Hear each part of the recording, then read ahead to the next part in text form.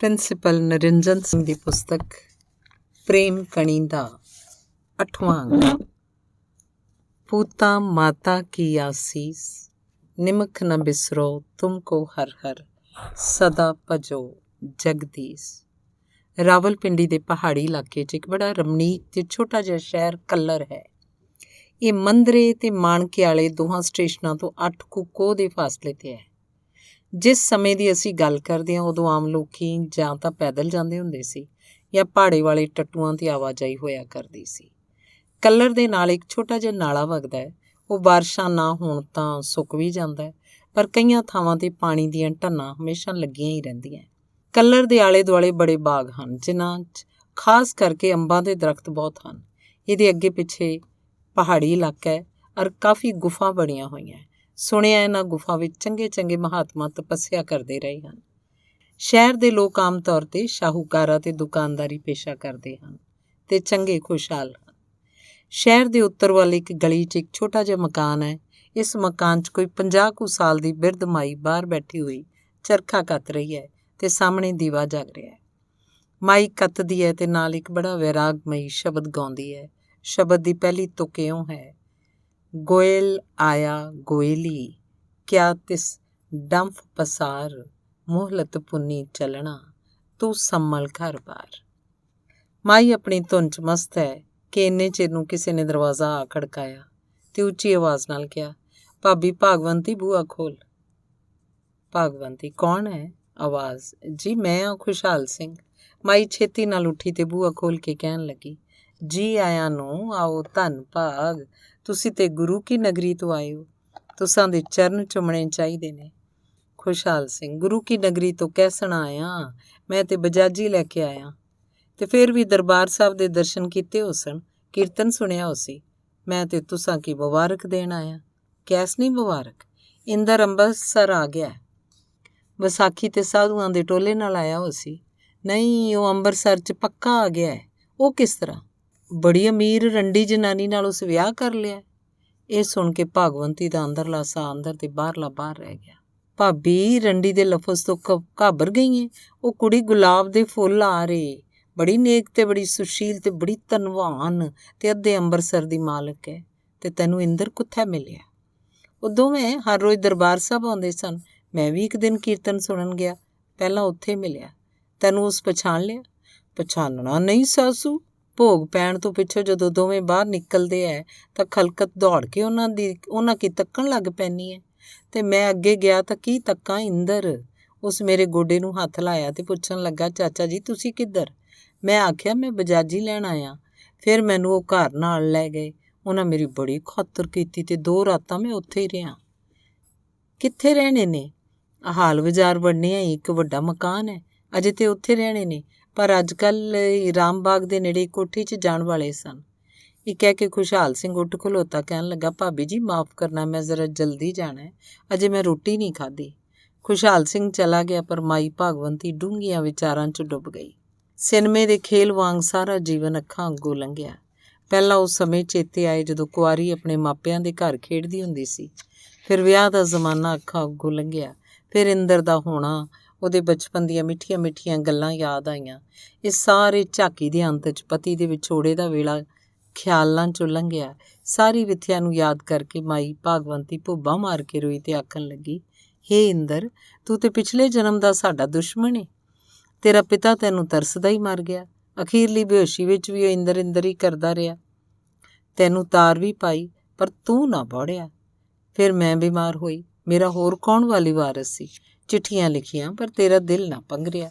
ਤੇ ਜਦ ਤੇਰੀਆਂ ਮਿੱਠੀਆਂ ਮਿੱਠੀਆਂ ਤੋਤਲੀਆਂ ਗੱਲਾਂ ਤੇ ਤੇਰੇ ਸੋਹਣੇ ਨੈਣ ਚੇਤੇ ਆਉਂਦੇ ਹਨ ਤਾਂ ਦਿਲ ਚੀਰ ਜਾਂਦਾ ਹੈ। ਪਰ ਤੂੰ ਮੇਰੇ ਨਾਲ ਗਿਆ ਹੀ ਕਰਦਾ ਰਿਹਾ। ਮੈਨੂੰ ਤੇ ਤੂੰ ਇਹ ਆਖਿਆ, ਮਾਤਾ ਤੂੰ ਮੈਨਾਵੰਤੀ ਬਣ ਤੇ ਭੋਗਾਂ ਦੇ ਦਲਦਲ 'ਚ ਵੱਲ ਮੈਨੂੰ ਨਾ ਖਿੱਚ। ਪਰ ਹੁਣ ਰੰਡੀ ਜਨਾਨੀ ਦੇ ਪੰਜੇ 'ਚ ਫਸ ਕੇ ਉਹਨਾਂ ਭੋਗਾਂ 'ਚ ਲਪਟ ਗਿਆ ਹਾਂ। ਤੇ ਜੇ ਤੂੰ ਗ੍ਰਸਤੀ ਬਣਨਾ ਸੀ ਤਾਂ ਤੂੰ ਆਪਣੇ ਪਿਤਾ ਪਾਸ, ਮੇਰੇ ਪਾਸ ਰਹਿੰਦੋਂ, ਤੇਰੇ ਬਾਲ ਬੱਚੇ ਹੁੰਦੇ, ਤੂੰ ਆਪ ਹੁੰਦੋਂ ਤੇ ਸਾਡਾ ਕਲੇਜਾ ਠੰਡਾ ਰਹਿੰਦਾ। ਪਰ ਹੋਣੀ ਨੂੰ ਕੌਣ ਮੇਟ ਸਕਦਾ ਹੈ? ਇਹ ਤਾਂ ਉਸ ਕ੍ਰਿਸ਼ਨ ਦੀ ਲੀਲਾ ਹੈ। ਇੰਦਰ ਕੀ ਤੇ ਮੈਂ ਕੀ, ਅਸੀਂ ਸੰਸਾਰ ਦੀਆਂ ਲਹਿਰਾਂ 'ਚ ਛੋਟੇ ਛੋਟੇ ਕੀੜਿਆਂ ਸਮਾਨ। ਲਹਿਰਾਂ ਥੱਪੜ ਮਾਰ ਕੇ ਜਿੱਧਰ ਚਾਹੁੰਦੀਆਂ ਲੈ ਜਾਂਦੀਆਂ। ਅੱਛਾ, ਪਰ ਮੈਨੂੰ ਅਰਮਾਨ ਇਸ ਗੱਲ ਦਾ ਹੈ ਕਿ ਤੇਰਾ ਉਹ ਕੋਮਲ ਸਰੀਰ ਵਿਸ਼ਿਆਂ ਤੇ ਭੋਗਾਂ 'ਚ ਗਲੇਗਾ। ਉਂਝ ਤਾਂ ਪੁੱਤਰ ਮਾਵਾਂ ਨੂੰ ਸਦਾ ਸੋਹਣੇ ਲੱਗਦੇ ਆ, ਪਰ ਇਸ ਗੱਲ ਵਿੱਚ ਤੇ ਸਾਰਾ ਕਲਰ ਹੀ ਇੱਕ ਜ਼ਬਾਨ ਸੀ ਕਿ ਤੇਰੇ ਵਰਗਾ ਸੋਹਣਾ ਸਰੀਰ ਇਸ ਸਾਰੇ ਸ਼ਹਿਰ 'ਚ ਕਿਸੇ ਦਾ ਨਹੀਂ। ਤੇ ਹੇ ਪਰਮਾਤਮਾ, ਇਹੋ ਜਿਹੇ ਸੁੰਦਰ ਸਰੀਰ ਨੂੰ ਵਿਸ਼ਿਆਂ ਦੀ ਅਗਨੀ 'ਚ ਨਾ ਗਾਲ। ਅੱਛਾ, ਜੋ ਹੋਇਆ ਸੋ ਹੋਇਆ। ਜੇ ਅੰਤ ਨੂੰ ਤੂੰ ਵਿਆਹ ਹੀ ਕਰਨਾ ਸੀ ਤਾਂ 12 ਸਾਲ ਗੰਗਾ ਦੇ ਕੰਢੇ ਕਾਹਦੇ ਲਈ ਭੱਟ ਝੋਕਦਾ ਰਿਹਾ? ਚਲੋ, ਲਿਖੀਆਂ ਲੇਖਦੀਆਂ, ਭੋਗ ਲੈ ਮਨਾਂ ਚੁੱਪ ਕੀਤਾ। ਹੋਣੀ ਨਹੀਂ ਟਲਦੀ, ਜੋ ਕਰਮਾਂ 'ਚ ਲਿਖਿਆ ਹੋ ਕੇ ਰਹਿੰਦਾ। ਮਾਈ ਭਾਗਵੰਤੀ ਇਸ ਵਹਿਣ 'ਚ ਰੁੜੀ ਜਾਂਦੀ ਸੀ ਕਿ ਇੱਕ ਆਵਾਜ਼ ਆਈ, ਭਾਬੀ ਭਾਗੋ, ਅੱਜ ਕੀ ਗੱਲ ਹੈ? ਤੇਰੇ ਸੁਫੇ ਦਾ ਬੂਹਾ ਵੀ ਖੁੱਲ੍ਹਾ, ਦੀਵਾ ਵੀ ਜਗਦਾ। ਦਿਨਿਆ ਅੱਜ ਤੇ ਲੋਕੀ ਰੋਟੀਆਂ ਖਾਂਦੇ ਹਨ, ਤੇਰੀ ਕੀ ਮਰਜ਼ੀ ਹੈ? ਸਵੇਰੇ ਹੀ ਹੋ ਕਰਕੇ ਸੌਂ ਜਾਵਾਂ? ਨਹੀਂ ਭਾਬੀ, ਗਰਾਂ ਸਾਰੇ 'ਚ ਤੇ ਸੋਤਾ ਲੱਗਾ ਹੋਇਆ ਤੇ ਤੂੰ ਅੱਧੀ ਰਾਤ ਤੋੜੀ ਖਬਰੇ ਕਿ ਬੈਠੀ ਸੋਚਣੀ ਰਹਿੰਦੀ ਹੈ। ਅੱਛਾ ਜਾ, ਮੈਂ ਬੂਹਾ ਮਾਰ ਲੈਂਦੀ ਹਾਂ ਤੇ ਦੀਵਾ ਬੁਝਾ ਦਿੰਦੀ ਹਾਂ। ਰਾਤ ਤੇ ਜਿਸ ਤਰ੍ਹਾਂ ਕਿਸ ਤਰ੍ਹਾਂ ਕਰਕੇ ਮਾਈ ਭਾਗਵੰਤੀ ਨੇ ਕੱਢੀ। ਸਵੇਰੇ ਉੱਠ ਕੇ ਰੋਟੀਆਂ ਪਕਾ ਕੇ ਮੰਦਰੇ ਸਟੇਸ਼ਨ ਵੱਲ ਟੁਰ ਪਈ ਤੇ ਉੱਥੋਂ ਜਾ ਕੇ ਰਾਤ ਦੀ ਗੱਡੀ ਚੜ੍ਹੀ ਤੇ ਸਵੇਰੇ ਅੰਮ੍ਰਿਤਸਰ ਜਾ ਪਹੁੰਚੀ। ਹਾਲ ਦਰਵਾਜ਼ੇ ਦੇ ਅੰਦਰ ਖੁਸ਼ਹਾਲ ਸਿੰਘ ਦੇ ਦੱਸੇ ਮਕਾਨ ਤੇ ਪਹੁੰਚੀ। ਉੱਥੋਂ ਇੱਕ ਨੌਕਰ ਉਹਨੂੰ ਰਾਮ ਬਾਗ ਵਾਲੀ ਉਸ ਕੋਠੀ ਲੈ ਗਿਆ ਜਿੱਥੇ ਹੁਣ ਮਹਾਤਮਾ ਜੀ ਵਿਸਰਾਮ ਕਰਦੇ ਹਨ। ਬਗੀਚੇ ਦੇ ਵਿਚਕਾਰ ਇੱਕ ਖੁੱਲ੍ਹੀ ਥਾਂ ਤੇ ਕੋਠੀ ਸੀ। ਅੱਗੇ ਪਿੱਛੇ ਵੱਡੀ ਵੱਡੀ ਫਸੀਲ ਤੇ ਸੜਕ ਉੱਤੇ ਵੱਡਾ ਲੋਹੇ ਦਾ ਦਰਵਾਜ਼ਾ ਸੀ। ਮਾਈ ਭਾਗਾ ਅੰਦਰ ਗਈ ਤੇ ਕੋਠੀ ਦੇ ਵਰਾਂਡੇ 'ਚ ਉਹਨੂੰ ਰਾਧਾ ਮਿਲੀ। ਮਾਈ ਭਾਗਵੰਤੀ ਕੁਝ ਕ੍ਰੋਧ ਸੀ, ਜਾਂਦੇ ਹੀ ਉਹਨੂੰ ਕਹਿਣ ਲੱਗੀ, ਨੀ ਕੁੜੀਏ, ਤੂੰ ਹੀ ਹੈ ਜਿਹਨੇ ਮੇਰੇ ਇੰਦਰ ਨੂੰ ਜਾਦੂ ਪਾਇਆ? ਰਾਧਾ ਵਿਚਾਰੀ ਚੁੱਪ ਹੋ ਗਈ ਤੇ ਫਿਰ ਉਹਦੇ ਵੱਲ ਮੂੰਹ ਕਰਕੇ ਕਹਿਣ ਲੱਗੀ, ਮਾਈ ਜੀ, ਤੁਸੀਂ ਕੌਣ ਹੋ ਤੇ ਇੱਥੇ ਕਿਸ ਤਰ੍ਹਾਂ ਆਏ ਹੋ? ਮੈਂ ਇੰਦਰ ਦੀ ਮਾਤਾ ਤੇ ਉਹਨੂੰ ਇੱਥੇ ਮਿਲਣ ਵਾਸਤੇ ਆਈ ਹਾਂ। ਮਾਈ ਜੀ, ਤੁਸੀਂ ਭੁੱਲ ਕੇ ਆਏ ਹੋ, ਇੱਥੇ ਕੋਈ ਇੰਦਰ ਹੈ ਨਹੀਂ। ਨੀ ਕੁੜੀਏ, ਤੂੰ ਬਹੁਤ ਚਾਤਰ ਹੈ, ਤੂੰ ਮੈਨੂੰ ਠੱਗ ਨਹੀਂ ਸਕਦੀ। ਜਿਸ ਨੂੰ ਤੁਸੀਂ ਮਹਾਤਮਾ ਕਹਿੰਦੇ ਹੋ ਮੇਰਾ ਪੁੱਤਰ ਹੈ ਤੇ ਉਹਦਾ ਨਾਂ ਇੰਦਰ ਹੈ। ਅੱਛਾ, ਤੁਸੀਂ ਮਹਾਤਮਾ ਜੀ ਦੀ ਮਾਤਾ ਹੋ। ਆਓ, ਧੰਨ ਭਾਗ, ਜੰਮ ਆਓ। ਤੇ ਹੁਣ ਮਹਾਤਮਾ ਕਾਹਦਾ? ਮਹਾਤਮਾ ਹੁੰਦਾ ਤੇ ਉੱਥੇ ਹਰਿਦੁਆਰ ਹੀ ਨਾ ਬੈਠਾ ਰਹਿੰਦਾ, ਤੇ ਜਿਹੜਾ ਸਾਧੂ ਔਰਤਾਂ ਦੇ ਮਗਰ ਭੱਜੇ ਉਹ ਮਹਾਤਮਾ ਨਹੀਂ ਕਹਾ ਸਕਦਾ। ਕੁੜੀਏ, ਤੂੰ ਹੈ ਕੌਣ? ਜੀ, ਮੈਂ ਹੀਰਾ ਦੇਵੀ ਦੀ, ਜੋ ਮਹਾਤਮਾ ਜੀ ਦੀ ਪ੍ਰੇਮਣ ਹੈ, ਦਾਸੀ ਹਾਂ। ਤੇ ਮੈਂ ਤੁਹਾਨੂੰ ਯਕੀਨ ਦਿਲਾਨੀ ਹਾਂ ਕਿ ਤੁਹਾਡਾ ਪੁੱਤਰ ਨਿਰੋਲ ਮਹਾਤਮਾ ਹੈ, ਵਿਸ਼ਿਆਂ ਵਿਕਾਰਾਂ ਦੀ ਅਗਨੀ ਦੇ ਨੇੜੇ ਤੱਕ ਨਹੀਂ ਗਿਆ। ਤੇ ਤੂੰ ਨੌਕਰਾਣੀ ਹੈ, ਤੈਨੂੰ ਕੀ ਸਮਝ? ਜੀ, ਮੈਂ ਸਭ ਕੁਝ ਹਾਂ ਤੇ ਹਰ ਵਕਤ ਉਹਨਾਂ ਦੇ ਨਾਲ ਰਹਿੰਦੀ ਹਾਂ, ਹਰ ਵੇਲੇ। ਹਾਂ, ਦਿਨੇ ਰਾਤ। ਸਾਥੋਂ ਦਾਸੀਆਂ ਤੋਂ ਕੀ ਗੁੱਜਾ ਰਹਿ ਸਕਦਾ? ਅੱਛਾ, ਤੂੰ ਗੱਲਾਂ ਛੱਡ, ਮੈਨੂੰ ਇੰਦਰ ਕੋਲ ਲੈ ਚੱਲ। ਜੀ, ਮਹਾਤਮਾ ਜੀ ਉੱਪਰ ਆਪਣੀ ਕੁਟੀਆ 'ਚ ਅੰਤਰ ਧਿਆਨ ਹਨ। ਸਾਨੂੰ ਹੁਕਮ ਹੈ ਕਿ ਜਦ ਤੱਕ ਉਹ ਆਪ ਬਾਹਰ ਨਾ ਨਿਕਲਣ ਉਹਨਾਂ ਨੂੰ ਕਦਾਚਿਤ ਨਾ ਬੁਲਾਈਏ। ਹੁਕਮ ਕਿਹਦਾ? ਤੂੰ ਮੈਨੂੰ ਲੈ ਚੱਲ ਤੇ ਕੁਟੀਆ ਵਿਖਾ ਦੇ, ਮੈਂ ਆਪੇ ਬੁਲਾ ਲਵਾਂਗੀ। ਨਹੀਂ ਜੀ, ਇਹ ਕਦਾਚਿਤ ਨਹੀਂ ਹੋ ਸਕਦਾ। ਅੱਛਾ, ਮੈਨੂੰ ਉਸ ਜਾਦੂਗਰਨੀ ਪਾਸ ਹੀ ਲੈ ਚੱਲ। ਉਹ ਵੀ ਜੀ ਇਹ ਸਮਾਂ ਆਪਣਾ ਗੁਰੂ ਗ੍ਰੰਥ ਸਾਹਿਬ ਵਾਲੇ ਕਮਰੇ 'ਚ ਪਾਠ ਕਰਕੇ ਗੁਜ਼ਾਰਦੇ ਨੇ ਤੇ ਉਹਨਾਂ ਪਾਸ ਵੀ ਇਸ ਵੇਲੇ ਜਾਣ ਦੀ ਆਗਿਆ ਨਹੀਂ। ਹੱਦ ਹੋ ਗਈ, ਚੰਗੇ ਸਾਧੂ ਹੈ। ਅੱਛਾ ਕੁੜੀਏ, ਵੇਖਤੇ ਸਹੀ। ਰਾਧਾ ਉੱਪਰ ਗਈ ਤੇ ਵੇਖਿਆ ਮਹਾਤਮਾ ਜੀ ਦਾ ਦਰਵਾਜ਼ਾ ਖੁੱਲ੍ਹਾ ਹੈ। ਰਾਧਾ ਦੌੜੀ ਵਾਪਸ ਆਈ ਤੇ ਮਾਤਾ ਜੀ ਨੂੰ ਬੁਲਾ ਕੇ ਉੱਪਰ ਲੈ ਗਈ ਤੇ ਨਾਲ ਹੀ ਉਹਨਾਂ ਦੇ ਬਹਿਣ ਵਾਸਤੇ ਇੱਕ ਪੀੜ੍ਹੀ ਲੈ ਗਈ। ਉੱਪਰ ਇੱਕ ਨਵਾਂ ਬਣਿਆ ਸਾਫ਼ ਸੁਥਰਾ ਹਵਾਦਾਰ ਕਮਰਾ ਹੈ। ਇੱਕ ਪਾਸੇ ਇੱਕ ਨੁੱਕਰ 'ਚ ਇੱਕ ਪਾਣੀ ਦੀ ਝੱਜਰ ਹੈ, ਚਿੱਪੀ ਪਈ ਹੈ। ਦੂਜੇ ਪਾਸੇ ਇੱਕ ਚਟਾਈ ਹੈ ਜਿਸ ਤੇ ਇੱਕ ਨੌਜਵਾਨ ਬੈਠਾ ਹੈ। ਮਾਤਾ ਭਾਗਵੰਤੀ ਅੰਦਰ ਵੜੀ ਤਾਂ ਇਸ ਨੌਜਵਾਨ ਸਾਧੂ ਨੇ ਉੱਠ ਕੇ ਉਹਦੇ ਚਰਨਾਂ ਤੇ ਮੱਥਾ ਟੇਕਿਆ। ਮਾਤਾ ਦਾ ਦਿਲ ਉਛਲ ਖਲੋਤਾ ਤੇ ਰਾਤ ਦੇ ਗੁੱਸੇ ਲਈ ਸਾਰੇ ਭੁੱਲ ਗਏ। ਮਾਤਾ ਭਾਗਵੰਤੀ ਨੇ ਉਹਨੂੰ ਆਪਣੀ ਗੋਦ 'ਚ ਇਸ ਤਰ੍ਹਾਂ ਲੈ ਲਿਆ ਜਿਵੇਂ ਇੱਕ ਮਾਂ ਆਪਣੇ 4-5 ਸਾਲ ਦੇ ਬੱਚੇ ਨੂੰ ਗੋਦ 'ਚ ਲੈ ਕੇ ਲੋਰੀ ਦਿੰਦੀ ਹੈ। ਕਦੀ ਉਹਦਾ ਮੂੰਹ ਚੁੰਮੇ, ਕਦੀ ਆਖੇ, ਇੰਦਰ ਤੂੰ ਬੜਾ ਪੱਥਰ ਦਿਲ ਹੈ, ਤੇਰੇ ਪਿਤਾ ਜੀ ਤੈਨੂੰ ਸਹਿਕਦੇ ਮਰ ਗਏ। ਕਦੀ ਆਖੇ ਆਪਣੇ ਸਰੀਰ ਤੇ ਆਤਮਾ ਨੂੰ ਬਚਾ ਕੇ ਰੱਖ, ਇਹਨਾਂ ਨੂੰ ਕਿਉਂ ਵਿਸ਼ਿਆਂ ਦੀ ਅਗਨੀ 'ਚ ਫੂਕਣ ਲੱਗਾ ਹੋਇਆ? ਇਹ ਨਜ਼ਾਰਾ ਵੇਖ ਕੇ ਰਾਧਾ ਹੇਠਾਂ ਚਲੀ ਗਈ ਤੇ ਉਹਨੇ ਸਾਰੀ ਗੱਲਬਾਤ ਦੇਵੀ ਨੂੰ ਜਾ ਸੁਣਾਈ। ਦੇਵੀ ਵੀ ਉਹਨਾਂ ਕਦਮਾਂ ਤੇ ਉੱਪਰ ਆ ਗਈ। ਕਮਰੇ ਅੰਦਰ ਵੜੀ ਤਾਂ ਭਾਗਵੰਤੀ ਦੀਆਂ ਅੱਖਾਂ ਉਹਦੇ ਤੇ ਪਈਆਂ। ਮਾਤਾ ਉਹਦਾ ਚਿਹਰਾ, ਉਹਦਾ ਸਾਦਾ ਲਿਬਾਸ ਤੇ ਉਹਦੀਆਂ ਨੂਰਾਨੀ ਅੱਖਾਂ ਵੇਖ ਕੇ ਚਕਿਤ ਹੋ ਗਈ। ਦੇਵੀ ਨੇ ਅੱਗੇ ਵੱਧ ਕੇ ਮਾਤਾ ਭਾਗਵੰਤੀ ਦੇ ਚਰਨਾਂ ਤੇ ਸੀਸ ਨਿਵਾਇਆ ਤੇ ਕੋਲ ਫਰਸ਼ ਤੇ ਬਹਿ ਗਈ। ਮਾਤਾ ਭਾਗਵੰਤੀ ਫਿਰ ਆਪਣੇ ਪੁੱਤਰ ਵੱਲ ਧਿਆਨ ਕਰਕੇ ਇਉਂ ਗੱਲਾਂ ਕਰਨ ਲੱਗੀ, ਪੁੱਤਰ, ਜੇ ਤੂੰ ਗ੍ਰਸਤੀ ਬਣਨਾ ਸੀ ਤਾਂ ਇੰਨੇ ਵਾਰੀ ਮੈਨੂੰ ਤੇ ਆਪਣੇ ਪਿਤਾ ਨੂੰ ਵਿਛੋੜੇ 'ਚ ਕਿਉਂ ਰੱਖਿਆ? ਮਾਤਾ ਜੀ, ਤੁਸੀਂ ਭੁਲੇਖੇ 'ਚੋਂ, ਮੈਂ ਗ੍ਰਸਤੀ ਨਹੀਂ ਹਾਂ, ਨਾ ਹੀ ਮੇਰਾ ਮਨ ਇਸ ਪਾਸੇ ਹੈ। ਇਹ ਦੇਵੀ ਜੋ ਤੁਹਾਡੀਆਂ ਅੱਖਾਂ ਦੇ ਸਾਹਮਣੇ ਬੈਠੀ ਹੈ, ਇਹ ਕਰਸ਼ਾਂ ਦੀ ਦੇਵੀ ਹੈ ਤੇ ਮੇਰੇ ਬਾਬਾ ਪਰਮਹੰਸ ਦਾ ਸਰੂਪ ਹੈ। ਬਾਬਾ ਪਰਮਹੰਸ ਨੇ ਇੱਕ ਨੌਜਵਾਨ ਔਰਤ ਦਾ ਕਿਉਂ ਸਰੂਪ ਧਾਰ ਲਿਆ? ਇਸਤਰੀ ਜਾਮਾ ਕੋਈ ਸ਼ੂਦਰ ਜਾਮਾ ਨਹੀਂ। ਇੱਕ ਪਵਿੱਤਰ ਆਤਮਾ ਇਸ ਜਾਮੇ ਨੂੰ ਵੀ ਉਸੇ ਤਰ੍ਹਾਂ ਧਾਰ ਸਕਦਾ ਹੈ ਜਿਸ ਤਰ੍ਹਾਂ ਇੱਕ ਪੁਰਸ਼ ਦੇ ਜਾਮੇ ਨੂੰ। ਮਾਤਾ ਜੀ ਸੁਣੋ, ਤੁਹਾਨੂੰ ਛੇਤੀ ਸਮਝ ਆ ਜਾਏ। ਤੁਹਾਨੂੰ ਯਾਦ ਹੋਏਗਾ ਮੇਰੇ ਪੂਜਨੀਕ ਪਿਤਾ ਜੀ ਜਦੋਂ ਨਹਾਉਣ ਜਾਂਦੇ ਸੀ ਤੇ ਸਾਨੂੰ ਹਮੇਸ਼ਾ ਨਾਲ ਲੈ ਜਾਂਦੇ ਸੀ। ਉੱਥੇ ਉਹ ਇਸ਼ਨਾਨ ਕਰਕੇ ਕੁਝ ਪੂਜਾ ਪਾਠ ਕਰਦੇ ਸੀ। ਮੈਂ ਕੋਲ ਚੁੱਪ ਕਰਕੇ ਬੈਠਾ ਰਹਿੰਦਾ ਸਾਂ। ਵਾਪਸ ਆਉਂਦਿਆਂ ਕਦੀ ਕਦੀ ਮੈਨੂੰ ਮਹਾਂਪੁਰਸ਼ਾਂ ਦੇ ਜੀਵਨ ਸੁਣਾਇਆ ਕਰਦੇ ਸਨ ਤੇ ਕਦੀ ਕਦੀ ਉਂਝ ਹੀ ਸਿੱਖਿਆ ਦਿੰਦੇ ਸਨ। ਜਿਹੜੀ ਗੱਲ ਉਹ ਮੁੜ ਮੁੜ ਦੁਹਰਾ ਕੇ ਜ਼ਹਿਨ ਨਸ਼ੀਨ ਕਰਾਉਣਾ ਚਾਹੁੰਦੇ ਸਨ ਉਹ ਇਹ ਸੀ ਕਿ ਧਰਮ ਦੇ ਦੋ ਪੈਰ ਹੁੰਦੇ ਹਨ, ਸਿਮਰਨ ਤੇ ਸੇਵਾ। ਇਹ ਗੱਲ ਮੇਰੇ ਦਿਲ 'ਚ ਮਨ ਉਕਰੀ ਜਾ ਚੁੱਕੀ ਸੀ। ਬਾਬਾ ਪਰਮਹੰਸ ਨੇ ਮੈਨੂੰ ਧਰਮ ਦੇ ਇੱਕ ਅੰਗ 'ਚ ਸਿੱਖਿਆ ਦਿੱਤੀ, ਪਰ ਮੇਰਾ ਜੀਵਨ ਅਧੂਰਾ ਸੀ। ਪਰਮਾਤਮਾ ਨੇ ਮੇਰੇ 'ਤੇ ਕਿਰਪਾ ਕੀਤੀ ਤੇ ਇਸ ਦੇਵੀ ਨੂੰ ਅਰਸ਼ਾਂ ਤੋਂ ਮੈਨੂੰ ਦੂਜੇ ਅੰਗ 'ਚ ਸਿੱਖਿਆ ਦੇਣ ਲਈ ਘੱਲਿਆ। ਮਾਤਾ ਜੀ, ਇਹ ਭੁਲੇਖਾ ਦਿਲ 'ਚੋਂ ਕੱਢ ਦਿਓ ਕਿ ਮੇਰਾ ਇਸ ਦੇਵੀ ਨਾਲ ਕੋਈ ਸਰੀਰਕ ਸੰਬੰਧ ਹੈ। ਇਹ ਤਾਂ ਮੇਰੇ ਆਤਮਿਕ ਜੀਵਨ ਦੀ ਰਖਵਾਲੀ ਹੋ ਰਹੀ ਹੈ। ਮਾਤਾ ਦਾ ਚਿੱਤ ਬਦਲਿਆ, ਮਨ ਪੰਘਰਿਆ ਤੇ ਪੁੱਤਰ ਨੂੰ ਛੱਡ ਕੇ ਦੇਵੀ ਨੂੰ ਚੰਬੜ ਕੇ ਉਸ ਨਾਲ ਪਿਆਰ ਕਰਨ ਲੱਗੀ। ਮਾਤਾ 10-15 ਦਿਨ ਅੰਮ੍ਰਿਤਸਰ ਰਹੀ। ਉਹ ਸਵੇਰ ਤੋਂ ਲੈ ਕੇ ਸ਼ਾਮ ਤੱਕ ਇਹਨਾਂ ਦੇ ਸਾਰੇ ਪ੍ਰੋਗਰਾਮਾਂ 'ਚ ਸ਼ਾਮਲ ਰਹਿੰਦੀ। ਉਹਦੇ ਸਾਰੇ ਸ਼ੰਕੇ ਦੂਰ ਹੋ ਗਏ ਤੇ ਦਿਲ ਬੜਾ ਗਦਗਦ ਹੋਇਆ। ਦੇਵੀ ਉਹਨੂੰ ਜ਼ੋਰ ਦੇਵੇ ਕਿ ਤੁਸੀਂ ਇੱਥੇ ਹੀ ਰਹੋ, ਤੁਹਾਨੂੰ ਵਾਪਸ ਨਹੀਂ ਜਾਣ ਦੇਣਾ। ਮਾਤਾ ਨੇ ਇਕਰਾਰ ਕੀਤਾ ਕਿ ਮੈਂ ਥੋੜ੍ਹੇ ਦਿਨਾਂ ਲਈ ਉੱਥੇ ਜਾ ਕੇ ਘਰ ਦਾ ਸਾਰਾ ਪ੍ਰਬੰਧ ਕਰ ਆਵਾਂ, ਫਿਰ ਮੈਂ ਜੀਵਨ ਦਾ ਬਹੁਤਾ ਸਮਾਂ ਤੁਹਾਡੇ ਪਾਸ ਹੀ ਬਿਤਾਵਾਂਗੀ। ਅਖੀਰ ਮਾਤਾ ਇੱਕ ਦਿਨ ਰਾਤ ਦੀ ਗੱਡੀ 'ਤੇ ਜਾਣ ਲਈ ਤਿਆਰ ਹੋਈ। ਮਹਾਤਮਾ ਜੀ ਦੇਵੀ ਤੇ ਘਰ ਦੇ ਸਾਰੇ ਨੌਕਰ ਚਾਕਰ ਗੱਡੀ 'ਤੇ ਉਹਨਾਂ ਨੂੰ ਚੜ੍ਹਾਉਣ ਲਈ ਗਏ। ਮਾਤਾ ਭਾਗਵੰਤੀ ਕਦੇ ਮਹਾਤਮਾ ਨਾਲ ਤੇ ਕਦੇ ਦੇਵੀ ਨਾਲ ਬੜਾ ਸਨੇਹ ਕਰੇ। ਗੱਡੀ ਜਦ ਕੂਕ ਮਾਰ ਕੇ ਤੁਰ ਪਈ ਤਾਂ ਦੋਹਾਂ ਵੱਲ ਹੱਥ ਕਰਕੇ ਕਹਿਣ ਲੱਗੀ, ਪਰਮਾਤਮਾ ਤੁਹਾਡੇ ਅੰਗ ਸੰਗ ਰਹੇਗਾ। ਤੇ ਫਿਰ ਇਤੋਂ ਉੱਚੀ ਉੱਚੀ ਪੜ੍ਹਨ ਲੱਗ ਪਈ, ਪੂਤਾ ਮਾਤਾ ਕੀ ਅਸੀਸ, ਨਿਮਖ ਨ ਬਿਸਰੋ, ਤੁਮ ਕੋ ਹਰ ਹਰ ਸਦਾ ਭਜੋ ਜਗਦੀਸ਼। 9ਵਾਂ ਅੰਗ। ਰੋਗਨ ਤੇ ਅਰ ਸੋਗਨ ਤੇ ਜਲ ਜੋਗਨ ਤੇ ਬਹੁ ਭਾਂਤ ਬਚਾਵੈ, ਸਤਰ ਅਨੇਕ ਚਲਾਵਤ ਖਾਵ, ਤਉ ਤਨ ਏਕ ਨ ਲਾਗਨ ਭਾਵੈ। ਮਲਕਾ ਦੇ ਬੁੱਤ ਦੇ ਲਾਗੇ ਇੱਕ ਬੜਾ ਸੁੰਦਰ ਨਵਾਂ ਮਕਾਨ ਬਣਿਆ। ਮਕਾਨ ਨਵੇਂ ਫੈਸ਼ਨ ਦਾ ਅਰ 3 ਛੱਤਾਂ ਹੈ। ਇਹਦੇ ਆਲੇ ਦੁਆਲੇ ਇੱਕ ਛੋਟਾ ਜਿਹਾ ਬਗੀਚਾ ਵੀ ਹੈ। ਮਕਾਨ ਦੀ ਇੱਕ ਹੋਰ ਸੁੰਦਰਤਾ ਇਹ ਹੈ ਕਿ ਹੇਠਾਂ ਤੋਂ ਲੈ ਕੇ ਤੀਜੀ ਛੱਤ ਤੇ ਉੱਪਰ ਤੱਕ ਇੱਕ ਸਫੈਦੇ ਦਾ ਰੁੱਖ ਕੰਧਾਂ ਦੇ ਨਾਲ ਛੋਂਦਾ ਉਹ ਤਾਂ ਵਧਿਆ ਹੋਇਆ ਹੈ। ਇਹ ਮਕਾਨ ਸੇਠ ਗੋਬਿੰਦ ਦਾਸ ਦੇ ਲੜਕੇ ਸੇਠ ਕੇਸ਼ੋ ਰਾਮ ਨੇ ਆਪਣੀ ਰਿਹਾਇਸ਼ ਲਈ ਬਣਾਇਆ ਹੈ। ਥੋੜ੍ਹੇ ਦਿਨ ਹੋਏ ਕਿ ਇਸ ਘਰ 'ਚ ਗ੍ਰਹਿ ਪ੍ਰਵੇਸ਼ ਕਰਨ ਦੀ ਰਸਮ ਅਦਾ ਹੋਈ ਸੀ। ਮਕਾਨ ਦੀ ਦੂਜੀ ਛੱਤ 'ਤੇ ਵੱਡੇ ਕਮਰੇ 'ਚ ਪਿੱਤਲ ਦਾ ਚੌ-ਨੁਕਰਾ ਦੀਵਾ ਜਗ ਰਿਹਾ ਹੈ ਤੇ ਕੋਲ ਪਲੰਘ 'ਤੇ ਨੌਜਵਾਨ ਸੇਠ ਬੈਠਾ ਹੈ। ਸੇਠ ਨੇ ਆਪਣੇ ਨੌਕਰ ਨੂੰ ਆਵਾਜ਼ ਮਾਰੀ, ਮਾਧੋ ਜਾਂ ਰਾਮੂ ਨੂੰ ਬੁਲਾ ਲਿਆ। ਨੌਕਰ ਤਾਂ ਚਲਾ ਗਿਆ, ਪਰ ਸੇਠ ਹੋਰੀ ਆਪਣੇ ਮਨ ਨਾਲ ਹੀ ਗੱਲਾਂ ਕਰਨ ਲੱਗੇ। ਸਮੇਂ ਦਾ ਉਹਦੇ ਉੱਤੇ ਕੋਈ ਅਸਰ ਨਹੀਂ ਜਾਪਦਾ। ਦੇਖੋ, ਮੈਂ 10 ਸਾਲ ਪਹਿਲੇ ਕੀ ਸਾਂ ਤੇ ਹੁਣ ਕੀ ਹਾਂ। ਉਦੋਂ ਨਾ ਮੇਰੀ ਮੁੱਛ ਨਾ ਦਾੜੀ, ਹੁਣ ਵਿੱਚ ਵਿੱਚ ਧੌਲੇ ਆਉਣੇ ਸ਼ੁਰੂ ਹੋ ਗਏ। ਉਸ ਵੱਲ ਵੇਖੋ, ਕੋਈ ਅਜੀਬ ਹਿਸਾਬ ਹੈ। 10 ਵਰ੍ਹਿਆਂ ਬਾਅਦ ਵੀ ਉਹ ਉਸੇ ਤਰ੍ਹਾਂ ਕੁੜੀ ਦੀ ਕੁੜੀ ਲੱਗਦੀ।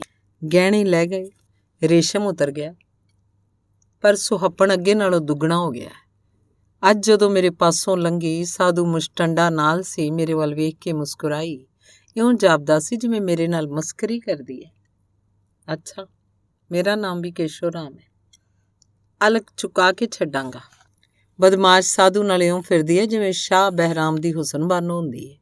ਪਰ ਹੁਣ ਥੋੜ੍ਹੇ ਦਿਨਾਂ ਦੀ ਖੇਡ ਹੈ, ਕੀ ਪਰਵਾਹ ਹੈ, ਪੈਸਾ ਕੀ ਕੁਝ ਨਹੀਂ ਕਰ ਵਿਖਾਉਂਦਾ। ਇਹੋ ਸਮਝਾਂਗੇ 1 ਸਾਲ ਦੀ ਖੱਟੀ ਇਹਦੇ ਨਿਮਿੱਤ ਲਾ ਦਿੱਤੀ। ਦਿਲ ਤੇ ਠੰਡਾ ਹੋਏਗਾ ਨਾ।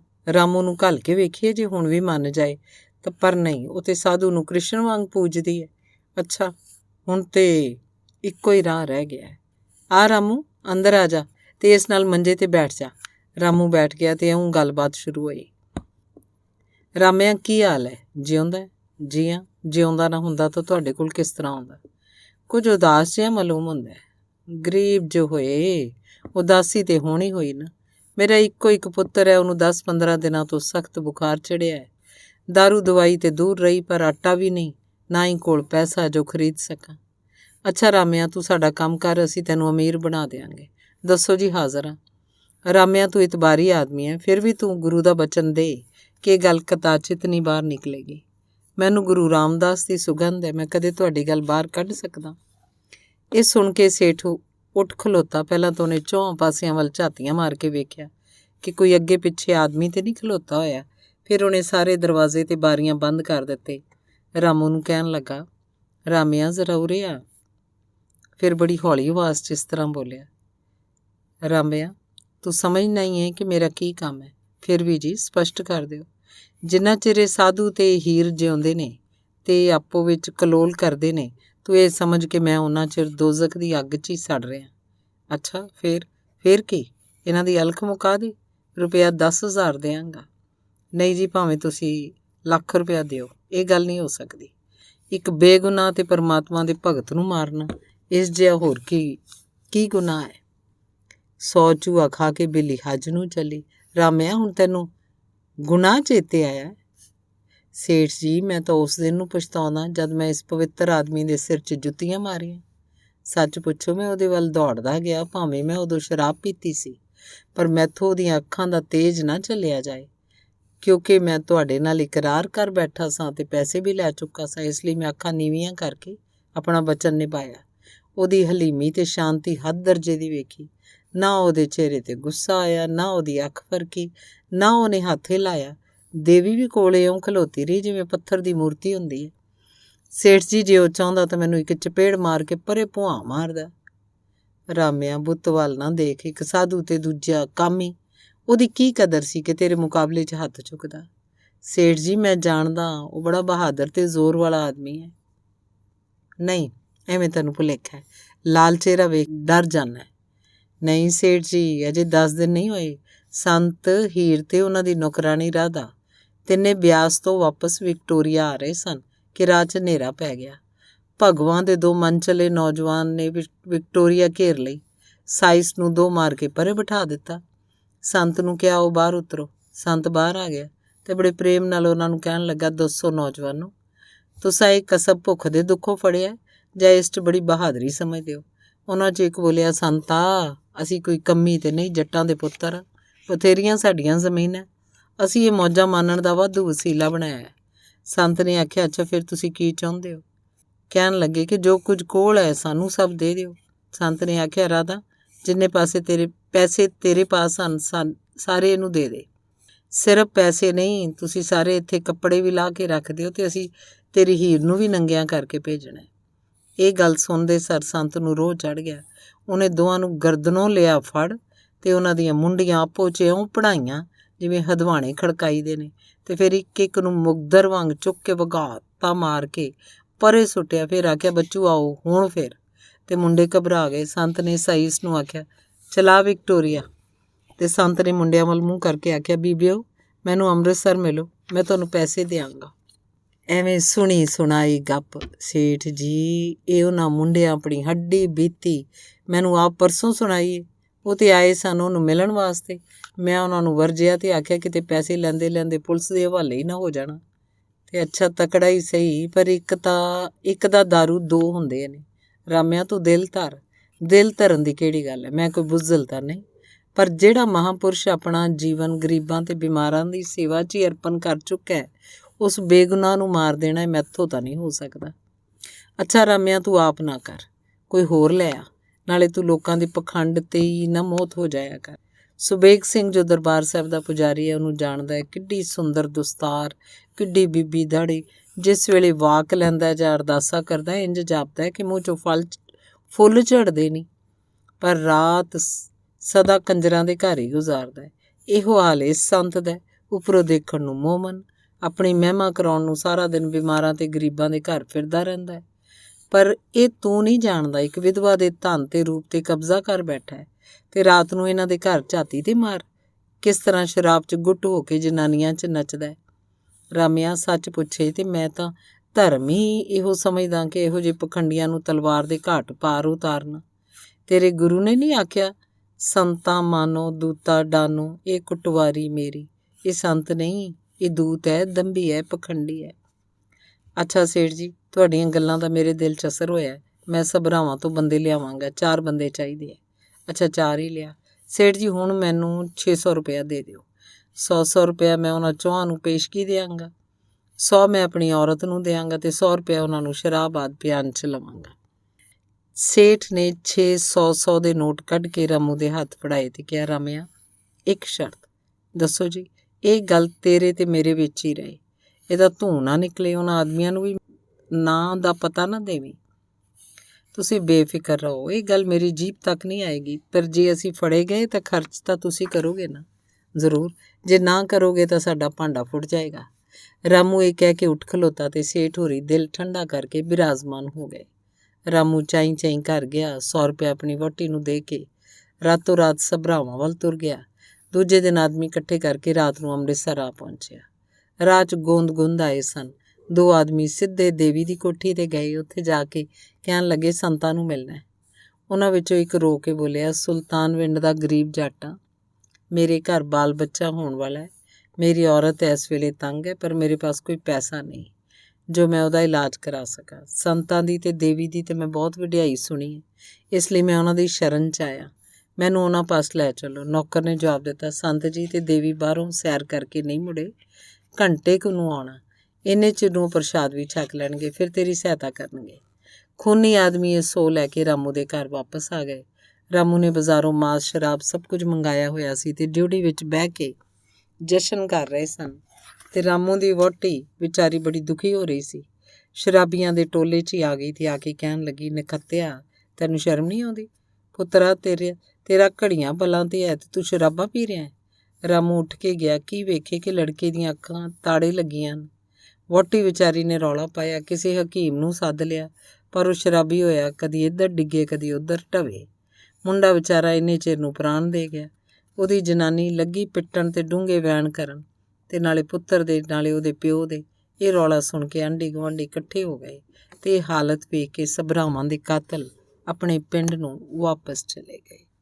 ਧੰਨਵਾਦ।